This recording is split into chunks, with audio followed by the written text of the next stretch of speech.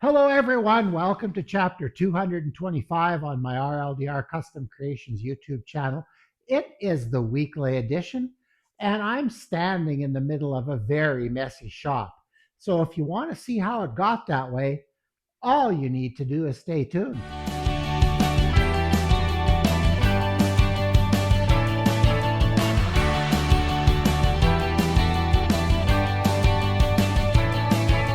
Well, as I stated in the introduction, my shop is a complete disaster.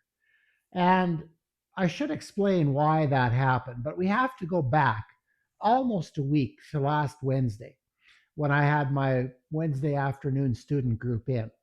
So we're just getting started with running equipment. We've got most of the safety dealt with, the paper side of things, as I explained. But we're getting to the point where we're starting to make cuts. And one of my students is making a longboard.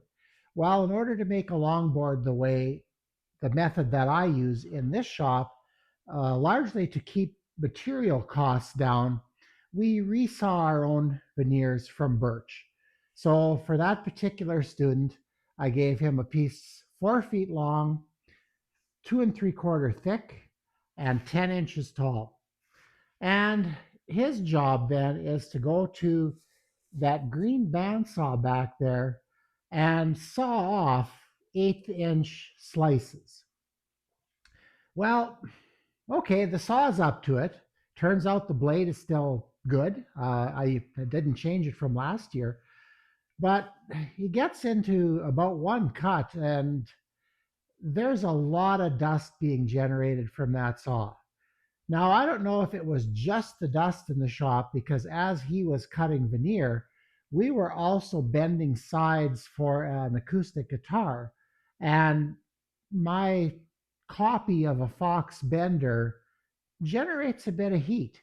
And it was kind of sitting right under my shop smoke detector. But we have had the smoke detector go off in here because of dust before. So the saw's making its noise. We're running other equipment, and all of a sudden the smoke detector is billowing or belching or whatever, and it's just chaos. So we kind of got, I opened the garage door a little bit, got some vent in here. Ironically, if we take the air hose from the compressor and direct air onto the smoke detector, it'll quit for a little bit too. So one of my students was having a great time doing that.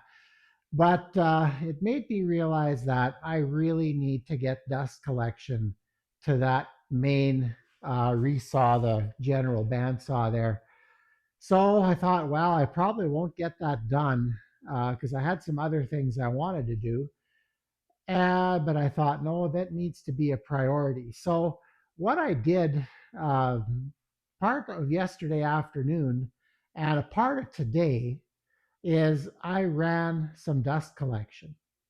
Now, another thing happened today that's also really exciting.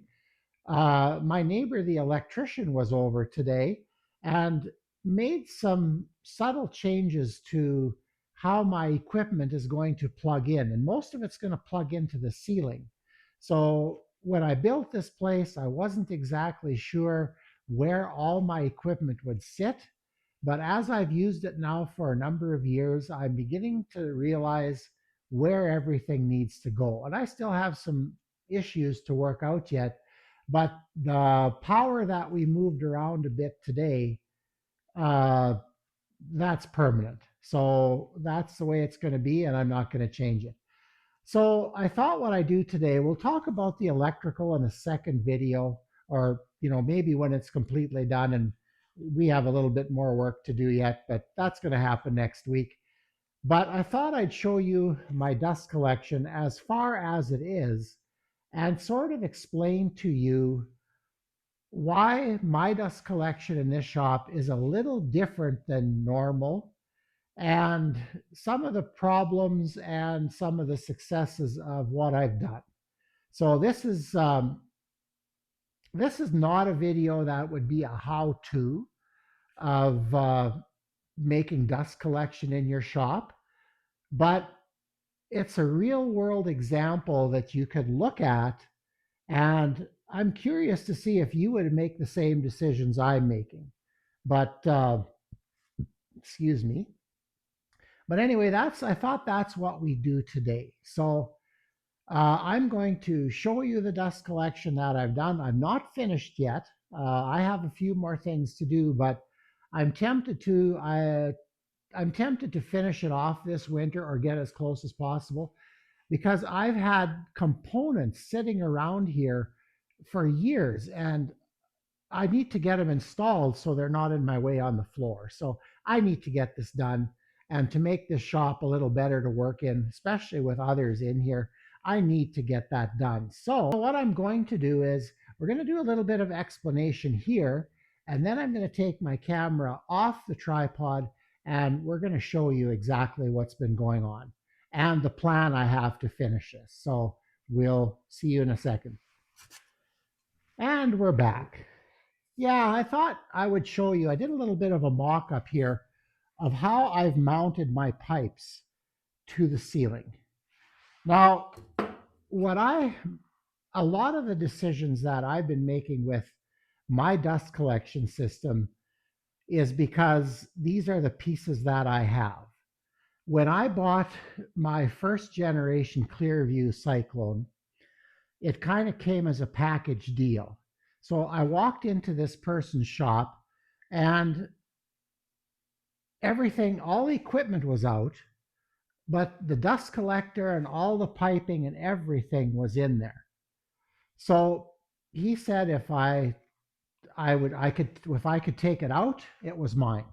So he didn't want all the ducting. He wanted to get rid of it. So I threw it all in the back of my truck along with the dust collector and made the 3 hour drive home.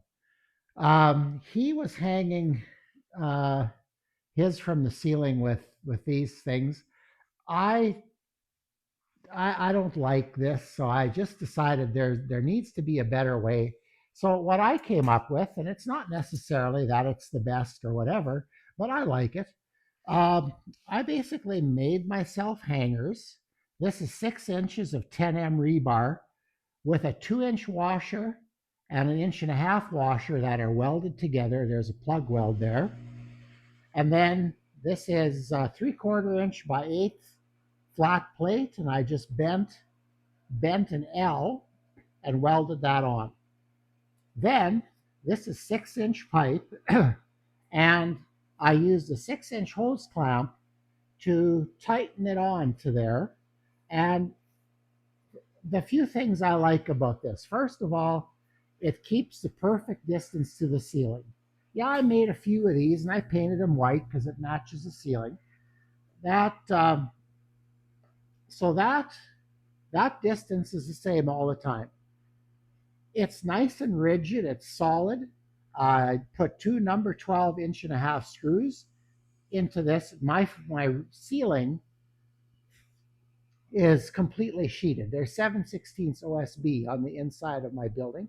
Plus, then there's oh, now I forget the number, but it's 1/2 inch fire rated drywall. Type which type it is, I forget. Type C. Anyway, I forget that it, but it's covered with 1/2 inch fire resistant drywall. So I can go through. I've got a 1/2 inch. I've got a good inch. So the 12 inch and a halves are maybe just a tad long. Unfortunately, what they do is they penetrate through the vapor barrier, but I don't know. I think when it goes through, I've told myself that the plastic seals around the thread of the screw and there's really minimal air loss. I may be delusional, but that's what I tell myself. So, anyway, this is the way I've hung all my ducting up, and this is what was done. And I just, like I said, this looked kind of bush league to me, and I wasn't interested in doing that. So I came up with what I thought is a better system. So that's the way I've been hanging it. One mistake I did make on these, and I corrected it in the second batch, these holes to put the inch and a half screws through, I had here and here in alignment with the duct. While those screws are hard to put in with ducting here, my screw gun isn't narrow enough to get in there. So these I put the other way and it's a little better. So anyway, these are going up, and I've done a bit more today, which I'm going to show you right away.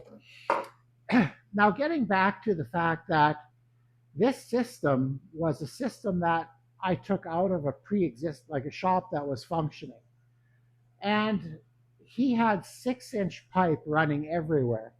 And first rule that I break in my dust collection system is this is just regular heating duct. It's not special dust collection duct. Now, I'll probably, if people are watching this, they'll tell me, well, you're wrong. You shouldn't be doing that. And that could well be. But it's something that I have. And I can do this for basically $0 right now. And I didn't pay very much for the collector and all the piping. So I think I got a steal of a deal. So I'm going to try to use it. Now, one thing, and we'll talk about this when I take you remote.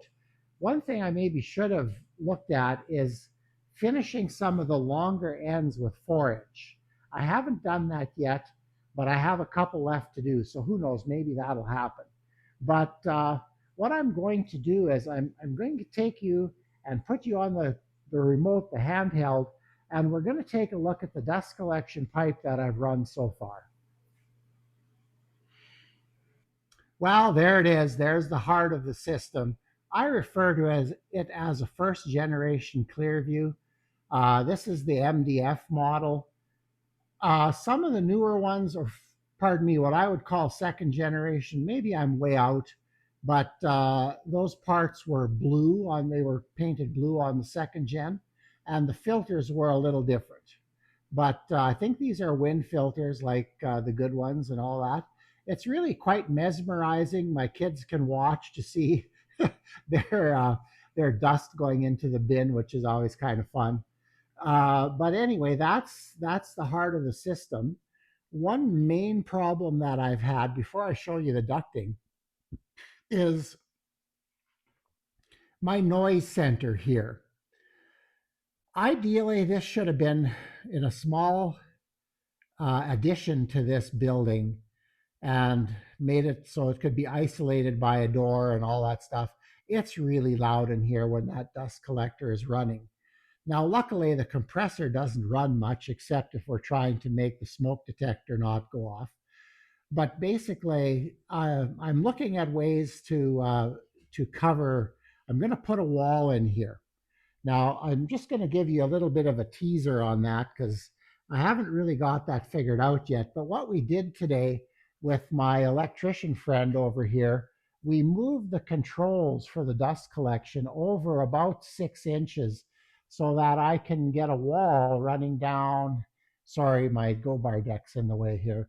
But anyway, there's going to be what I'm thinking will be a steel stud wall all the way along there. And then the switching and everything, we managed to make that work out really well.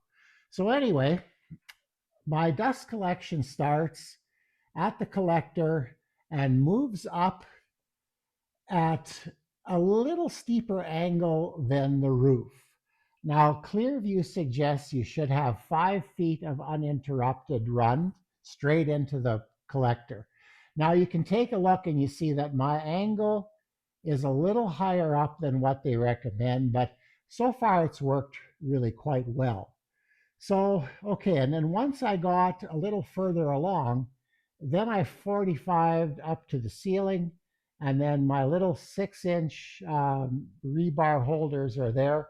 I made a bit of a longer one for this one here because I wanted some stability on that section of pipe.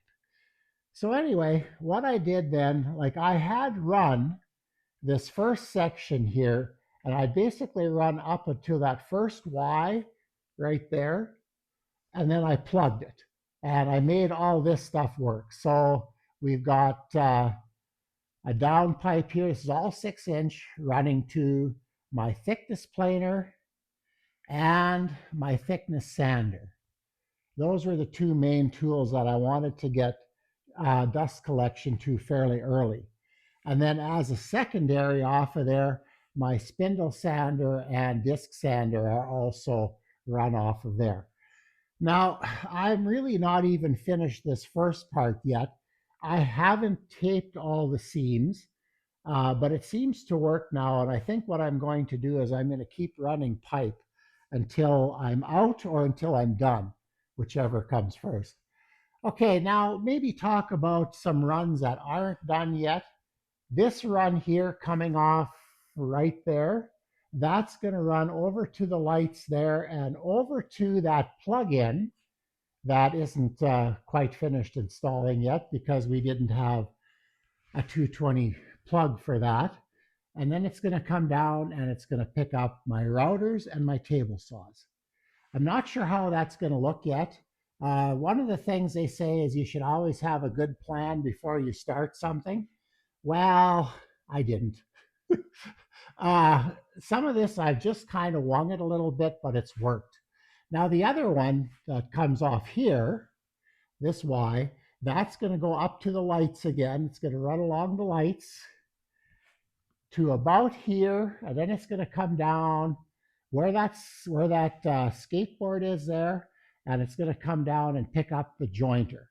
Now, I'm not sure if I'm going to pick up the drill press from there or not. I'm not sure if I'm going to run dust collection to the drill press. So those are the runs I need to keep working on yet that I haven't really done anything with at all, and the ones that are kind of finished. So what I added for my Wednesday class is basically everything past that Y there. So all the way along there, and then I double 45'd over to the between the two band saws. So, and unfortunately, in my supplies, I only had one 4-inch blast gate. So I blocked this one off because I won't be in the city before my group gets here next time. And I put that up. Now I have some reinforcing that I need to do yet. And one of the problems with using furnace style pipe is that the 90s, they adjust and they come apart quite easy when you put some weight on them. So I'll need to make sure that that's heavily taped. I did a little bit of it on this side already and it looks kind of ugly. Plus, for temporary, I used one strap, which is going to come off because it's ugly. So anyway, this side, I'm going to get a blast gate, and I think I'm going to go get some metal ones that I just like them better than the plastic ones. And unfortunately, I had a piece of 4-inch flexible pipe this long. I didn't even cut this, and it goes to that pickup there on the saw. Now I'm going to have to figure out a way to close that off a bit because when I tried it today, mind you, I think I had open ends yet, like I hadn't plugged some of those longer runs. It didn't have as much suction there as I thought it should have. So anyway, that run to the bandsaws is going to be completed as soon as I get those blast gates. So that's one thing I'll have to buy, but sure a lot better than buying all the pipe and everything. So the other thing I did while I was at it today, actually, well, yeah, this I did today. I put in another uh, one of those Ys, like right there, and then I ran off and I need to be able to I want to put some dust collection to my big lathe, and I think I'm going to angle off that angle lines up really good. That's going to go straight off of there and come down by the headstock of the lathe. Oops, where are we? And then this pipe here is going to run to the corner to, well, maybe, yeah, it's going to run to the corner to Mickey, and then it's going to come down the wall, and then underneath there'll be some flexible stuff, and it'll hook up to this edge sander here. Now, the other thing I might do is there might be a way to connect a small duct to this lathe too, but I'm not 100% sure if this lathe is going to stay here. It is kind of handy when I'm working on my own because I can I can work on this lathe, and then if I want to polish something, I can put my buffs in here and do it on this lathe, which is really handy. So I'll have to drill a 6-inch hole there to come down, but I can do that all, so that's no big deal. Um, but yeah, getting these runs all nice and straight is a little bit of a challenge in here. First of all, the reason it's a challenge is because while this shop is an octagon, it's not straight, like it's not square or rectangular. So taking measurements off of things is really quite difficult. So what I did is, and I don't know if that's a problem or not. The other thing that dust collection, I've seen so much of it run, where it follows the outside wall of the shop, and then pickups are run out to each tool. Well, I thought in this shop that was really, really inefficient. So what I did is I kind of took, okay, I've got a group of tools over here and a group of tools over here. And basically what I did is I ran my main trunk right between those two sets. What that allows me to do now is to have relatively short runs. Now this shop is about 25, 24 feet across on the inside. My longest run is going to be this one here coming up and then going over to my edge sander. That's going to be the longest run. So I think that's only going to be about 30 feet, maybe, just guessing. And I think that's the most efficient way to do this. Like the run that goes from my thickness sander to the dust collector is relatively short, I think. So yeah, there's lots of different ways to do this. And I'm just trying to share what I did. The other thing that I should mention again is I went with 6-inch pipe everywhere because that's what I had. Uh, I also didn't really have a master plan for this. Like I had some ideas and I had a general thing in my mind.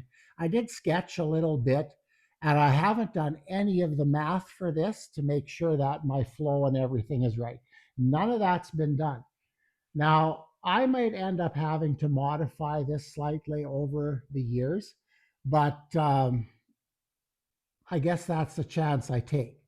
But what this will allow me to do for my initial investment is get a shop up and running with dust collection in it. And right now, with the way prices are, and now theoretically on a fixed income, there's no way I would have got this done if I had to go and buy everything tomorrow. There's no way this would have happened. So I don't know. I'm okay with it. It's yeah, it's not the way you should do it, but sometimes you have to do things and you have to cheat a little bit. But that's the way it is. You have to use what you have. You have to stay within your budget, and that's about all there's to it. But I was going to share one more thing with you. I thought one thing that worked out really, really nicely for getting all these runs in line is my my laser level. That worked really cool. In fact, I'm gonna show you a little bit of what that's like because I have to turn the lights off for you to see it properly in the camera. But let's do that now. So when I'll be Zero. back, it'll be dark. And we're back. So yeah, it's I turned the lights off in the shop so that you can see this better. Okay, this line here is the main line running from, see if I can show you that, running from my laser up the center of the pipe along that main run.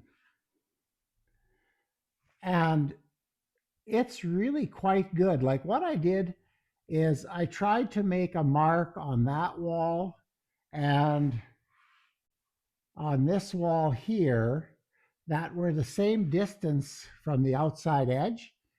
And then I lined up the laser between those, and then I started mounting pipe and supports as I went. So this laser has been instrumental in helping me keep things straight. Uh, it would have taken me a lot longer to do things had I not had this. So, and if you want to level something, well, you've got a level line all the way around the shop. So this was really, really good. This helped a lot, and I could put a pipe in place. At first, I was really concerned about putting screws in the pipe, but as I realized things were just too flimsy to work with, I started adding a few more screws into the joints. And I figure that screws where there's going to be fine sawdust aren't as big a problem as say something coming off the thickness planer. But anyway, so I've made my choices. Some of them will be right, others will probably be way off. But I just thought this effect was kind of cool and that I'd show that to you. So we'll get back and close this video off.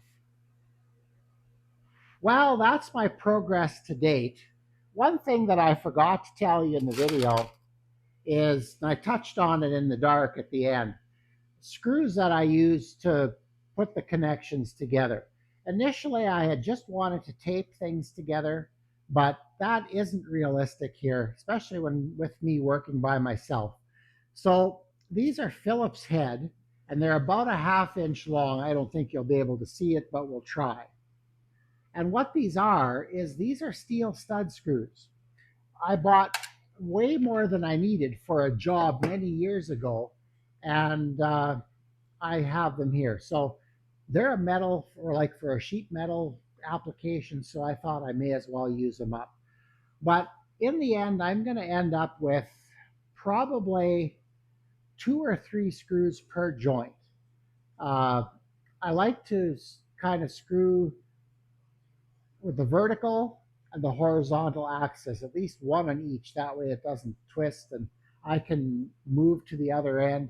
Having help to do this would really be helpful, but I haven't been that fortunate. So I try to make things do on my own. But anyway, that's my progress to date. Now, there is going to be more, and I'll show you when I get closer to being done, or maybe I'll just show you when I'm done. But I think when I'm done, I'm not going to be completely done. Um, Using 6-inch pipe everywhere, and I could be wrong by saying this, and I'll be the first to admit it if I am, but using 6-inch pipe everywhere might be a little bit more volume than I should have.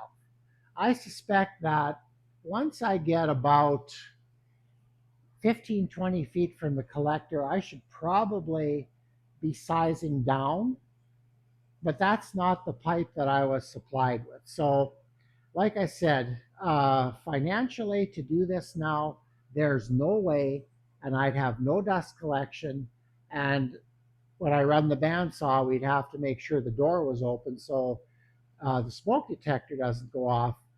And we can still get 20 and 30 below here, so I don't really want to work with the door open. It is getting nicer, by the way, but we still can have temperatures like that. So this, I would say, is a compromise. Now, can I make this compromise work to fill my need? That's the key here. So yes, I know if I would go into the textbooks, and I didn't even bother doing the math for this because I knew I was going to use a lot of 6-inch pipe. I didn't think it paid. Maybe I should have gone 8-inch coming out of the collector and then sized down. I'm not sure. But this is what I have, and this is what I'm going to install. So, maybe this isn't a textbook case of dust collection, but what it is me trying to deal with the dust collection problem the best way I can, given the parameters that I'm being dealt with or that I've been dealt. I think that's probably the best way to say it. So is this the way some of the experts would do this? Or what's his name? Is it Bill Pence, the dust collection guru? No, this probably wouldn't pass his scrutiny, but it's going to be better than what I have. And if I can cut in here and not set the smoke detector off, that's a small win.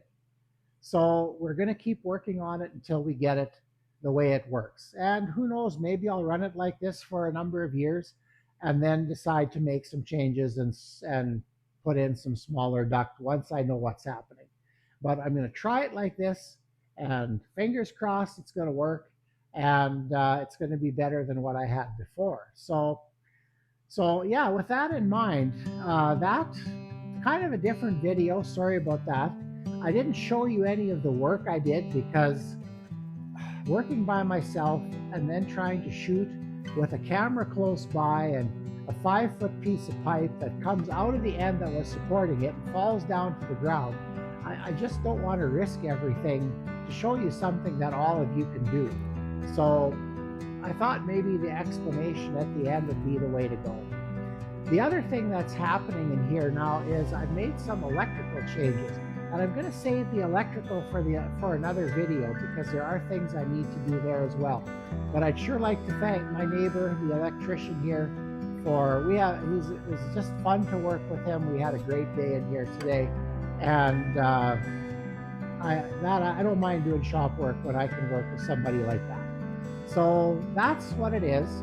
I'll bring you back when this is done or when I get a section of it done, and I'll show you how it works, and then we'll go from there. But yeah, until the weekend edition, I guess, when we'll see you again, I don't think I have anything else I need to tell you now. So please remember to like, share, and subscribe.